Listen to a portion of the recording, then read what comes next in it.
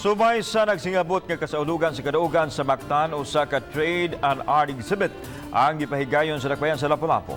Si Luan Merondina sa report. Dinhi sa usa ka mall sa Barangay Pusok, bida ang nagkalain-laing mga produkto sa mga livelihood association sa dakbayan sa Lapu-Lapu. Gikan sa handicrafts, mga tanom, mga preskong utanon ug mga native delicacies mapalit dinhi. Gibida usab ang nagkalain-laing obra sa mga local artist sa art exhibit nga giuluhan ug mithing upunganon. Nagbutang usab og mga booth ang mga hotels ug resorts sa dakbayan nga may gipahigayong mga promo rates. Tungod kay giandam na ang Mactan Shrine alang sa dakong kalihukan karong Abril 27, gikanselar ang food festival sa mga hotels karong tuiga. Nanatay kuan sa schedule sa president. Of course, a PSG will be there. So lisod na kaayo mag-event dito.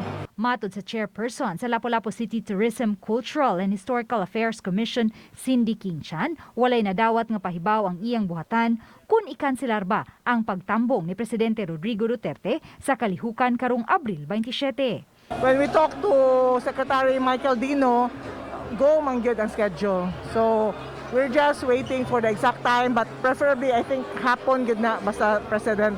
Uban ni Marlon Melgazo, Luan Merondina, Balitang Bisda.